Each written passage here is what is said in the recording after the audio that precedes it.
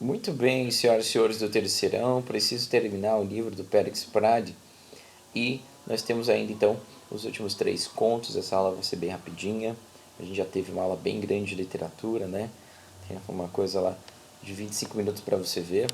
Muito bem, os últimos 3 contos do livro Os Milagres do Cão Jerônimo, então vamos dar uma analisada. A perna, né? Um homem sente uma mesma dor todo dia, no mesmo horário. Dessa vez decidiu ver porque a perna doía, né? Começa um pouco por aí, uma súbita dor, né? Muito bem. Havia um pequeno ponto azul na perna. No outro dia, o ponto azul virou uma bola. No outro dia, a perna virou um bloco azul de mármore.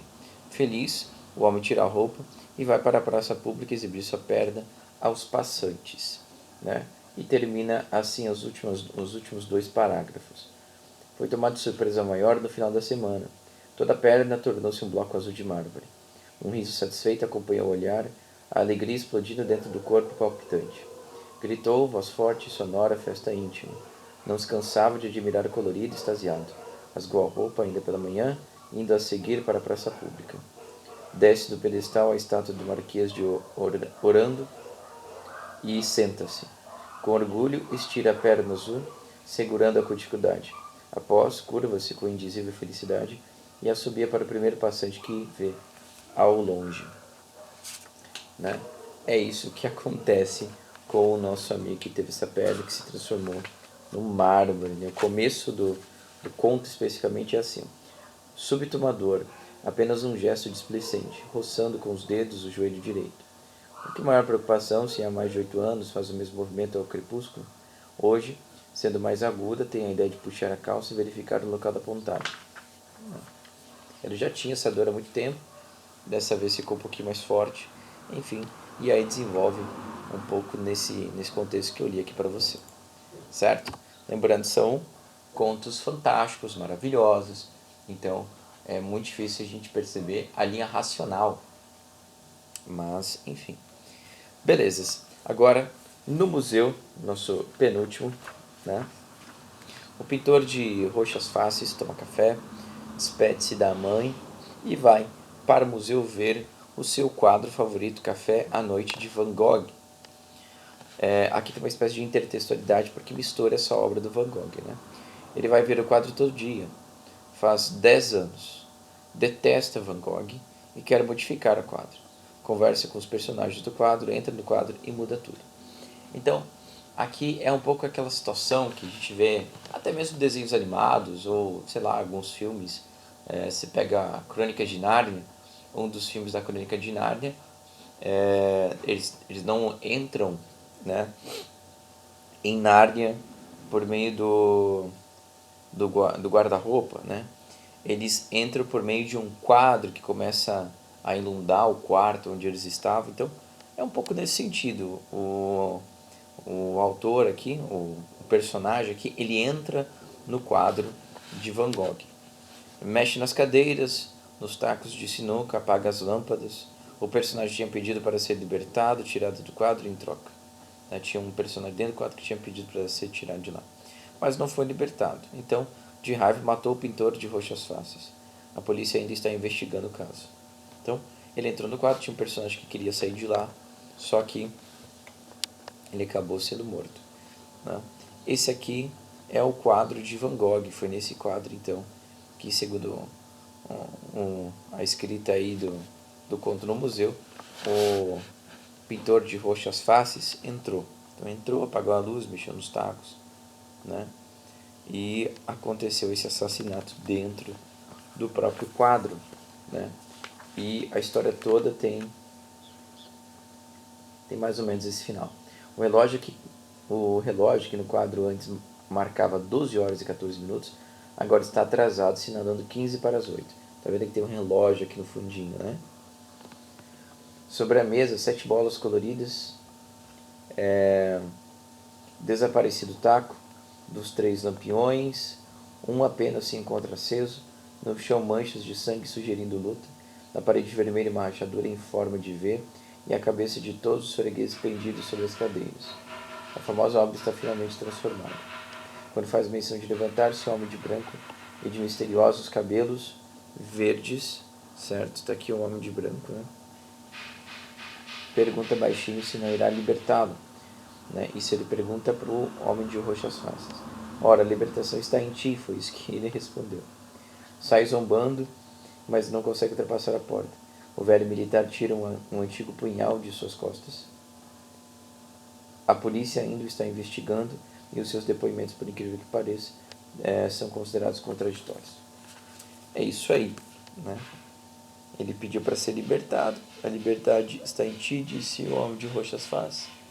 Ele não curtiu e acabou assassinando o nosso amigo ali de roxas faces. E o último, então, os milagres de Cão Jerônimo. Aqui de novo, mais um contexto de milagre, mais um contexto que de alguma forma pode fazer referência à cristandade, né? Ao cristianismo especificamente. Então vamos analisar. O mistério da aldeia. O cão Jerônimo não está latindo. O cão é um mito. Uma vez lutou por várias horas contra um cardume de milhares de piranhas e venceu. Outra vez salvou uma criança de dentro de uma mina. Em 1812 ficou montando guarda em cima dos túmulos dos suicidas. De novo, né? Mais uma vez referência a suicídio aqui. Além disso, sempre que dava 3 voltas na igreja, reconhecia o corpo de um afogado. Beleza, são vários milagres, digamos assim, né, ditos milagres, que esse cão Jerônimo, ele fazia, certo? Por exemplo, vou ler aqui no slide está um pouco resumo, mas eu vou ler um desses milagres. A terceira demonstra uma vocação irresistível. No ano de 1812 não faltou aos enterros dos suicidas, permanecendo sempre sobre as covas, até que nelas nascesse um belo trevo venenoso. A quarta equivale a uma predestinação. Sempre que desse 3 voltas ao redor da igreja de São Egídio, o próximo afogado seria reconhecido em virtude de uma tatuagem imprevista no rosto. Então, aconteciam esses fatos extraordinários aqui, referente ao cão Jerônimo, mas ele tinha um problema, né? O que chocava o povo era a mudez do cão, está aqui no slide. Não abria a boca nem para comer. O padre disse que o cão era a encarnação do demônio e que deveria ser morto.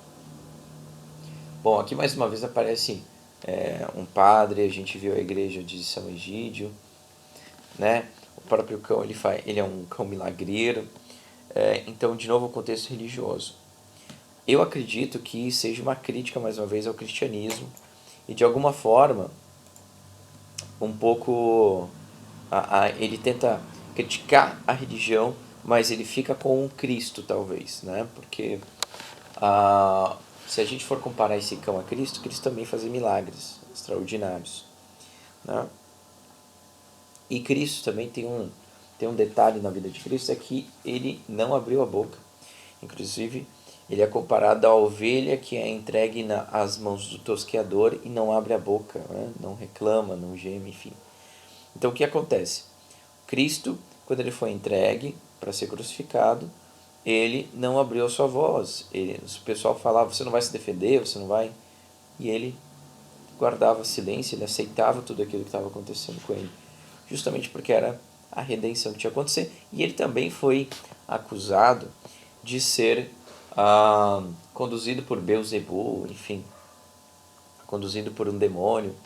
Então, tem traços aqui parecidos desse cão, daquilo tudo que aconteceu com Cristo, propriamente, né?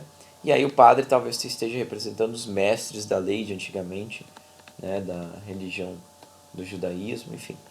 Mas vamos ver como é que termina, né? Houve uma missa e Jerônimo seria sacrificado. Outra referência que a gente pode fazer a Cristo, ele seria sacrificado. Mas uma língua de fogo agarrou as vestes do padre e começou o maior incêndio da história. E assim, basicamente, termina o conto, né? Quero ler para vocês um pouquinho aqui do final. Jerônimo, muito bem, o padre estava falando, né? Jerônimo é o mal que se abate sobre as nossas cabeças. Precisamos liquidá-lo. O demônio conduz sua mudez milenar. Estava se incomodando com a mudez do cachorro.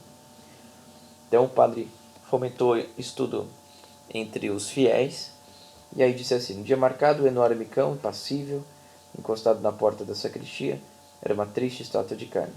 Ao final do sermão, caminhou entre os bancos, lentamente, silencioso, para melhor ouvir a sentença de morte. Sem se demorar, aproximou-se do religioso, que o exorcizou no ritual de conhecidos movimentos. De repente, tomando a todos de surpresa, o pároco lança-se sobre Jerônimo, tentando em vão, com força descomunal, abrir-lhe a boca. Não se contendo, grita: é o demônio, ajudem! A multidão furiosa precipitou-se em direção do animal. Foram necessários muitos homens para segurá-lo. Após, cansado e infeliz, rendeu-se. Mal teve tempo o padre de abrir a boca do cão, e uma extensa língua de fogo serpente de infinitas chamas enleou-se pelas vestes dos crentes, iniciando o mais terrível incêndio de que a humanidade tem notícia. Então, essa língua de fogo talvez seja aí a pregação de Cristo, né? Porque nós temos aí o juízo final, o pecado, salvação e condenação. Talvez faça essa representação, mas enfim, fica aí a ideia para vocês. Acredito muito que tem um contexto religioso também nesse conto. Então, fazendo uma análise breve, né, passando só para alguns pontos aqui, é interessante talvez notar que existe talvez uns traços de surrealismo nesse livro, né? O surrealismo foi uma das vanguardas europeias, isto é, um dos movimentos que tentou renovar as artes e a literatura e deu início ao modernismo. O que é surrealismo? Está aqui uma definiçãozinha para você ver.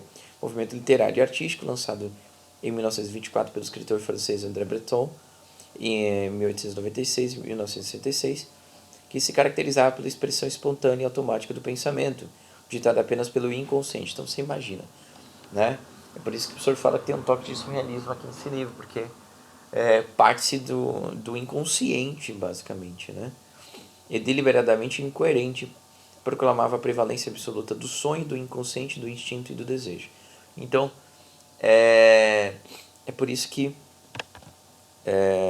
nós temos alguns artistas, inclusive, né, que faziam suas... artistas pintores mesmo, né, que também eram surrealistas.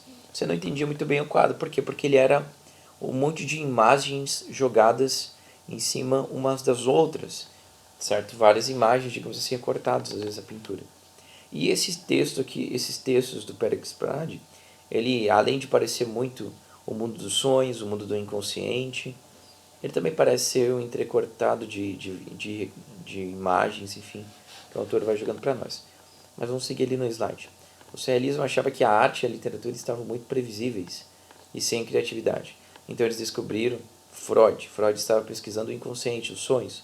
Eles ficaram encantados com os trabalhos do pai da psicanálise e começaram a usar o mundo dos sonhos para a inspiração de seus textos. Salvador Dalí e René Magritte, entre outros, usaram as mesmas ideias no mundo das artes.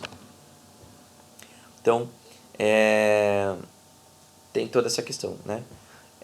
Realismo fantástico, maravilhoso, nonsense, são outros nomes para essa tendência de escrever histórias que extrapolam a realidade, né? Também vamos falar um pouquinho do cubismo. Em uma entrevista, o autor afirma que o seu procedimento não é surrealista, porque, segundo ele, o surrealista faz as coisas na louca e sem pensar, e ele não. Então, ele acredita que, na verdade, as obras, o próprio autor acredita que as obras não sejam surrealistas, né? Mas é por conta de uma percepção do surrealismo, que, segundo tem análise que diz que o surrealismo não é isso que o autor falou, né? Na louca e sem pensar. Então, por isso que talvez ele tenha se afastado do surrealismo na concepção dele, mas, no fundo, são surrealistas, né? O autor fala que é cubista, porque cola coisas em seus textos, coisas que não combinam. Olha só, isso aqui é uma entrevista que o autor deu, tá? Então são coisas que ele mesmo colocou. Então, ele cola coisas em seu texto, coisas que não combinam. Pablo Picasso também trabalhava com colagens, ia colando jornal e até outras coisas em seus quadros. Que nem eu falei para você, né? E eu só não lembrava do nome do pintor, mas era Pablo Picasso que o professor estava falando. Muito bem. Talvez a gente tenha que ver também alguns outros pontos, né? Talvez o autor tenha uma obsessão por padres e monges, né? Trabalhos assim como o do Périx Prade nos leva a dar uma de psicólogo, né? É normal a gente tentar entender as motivações de contos tão surreais. Então, pesquisando a vida dele, né, a gente descobre que ele foi obrigado a ser padre no começo da vida dele, né? Mandado para um seminário em Curitiba. quando já era interno da escola, saiu para visitar seus pais em Timbó. Na volta tomou bastante água, viajou de ônibus, chegou no seminário cansado e foi dormir. Era criança, tinha uns 12 anos. E o que aconteceu? Aconteceu que ele fez xixi na cama. E aí, talvez uma coisa que tenha marcado, né, marcado a vida dele negativamente foi essa situação, porque os padres, segundo o que consta aí, um relato que o professor encontrou, os padres, como castigo, fizeram ele andar com o colchão na cabeça na frente de todos os alunos. Ele acabou expulso do seminário em apenas 6 meses. Né? Tudo bem que é perigoso a gente tentar dar uma de psicólogo, mas os contos eles falam bastante sobre monges sinistros e situações religiosas muito ruins. Então o professor acredita que esse dado biográfico do autor tem a referência, possa explicar esses escritos sobre padres e monges. Obsessão com água. Périx Prade conta que quando era criança quase morreu afogado no rio Benedito, que corta Timbó. Foi salvo por outro garoto. Ele acredita que é por isso que tantas histórias dele têm relação com a água. Bem ou mal. O autor afirma que em todo bem existe o mal, e vice-versa. Todas as religiões falam do bem e do mal. Então, segundo ele, é normal que em seus textos surjam pessoas que parecem boas e daqui a pouco não são.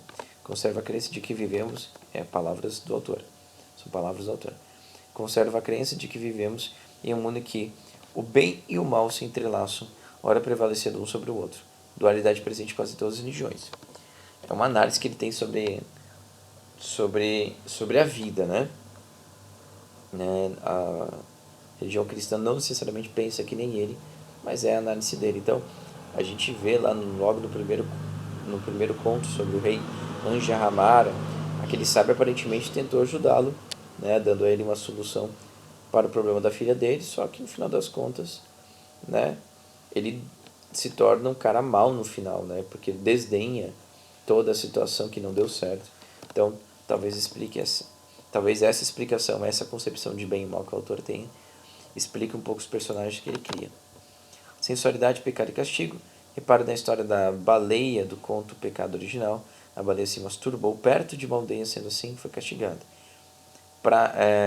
Prato cheio para os psicanalistas falarem sobre desejos, pecados, repressão, etc. A história do tapete indiano também tem relação com isso. O tapete se ressente ser testemunho de perversão e imoralidade e ainda ser batido. No final, se vinga matando a prostituta. Influências. O autor diz que os livros que mais gostou de ler são A Metamorfose, de Franz Kafka, A Montanha Mágica, de Thomas Mann, Don Quixote, de Miguel de Cervantes e A Divina Comédia de Dante. Bom, isso explica muita coisa, né? São livros que tratam da loucura, do irreal e do mágico. Então, as referências do autor. Aqui são algumas coisas, então, que a gente pode ver na vida do autor que podem explicar os seus escritos, tá? E era isso, senhoras e senhores. Muito obrigado por você ter ficado até aqui. Fique com Deus, Deus abençoe. E a gente continua estudando. Beleza? Valeu, abraços.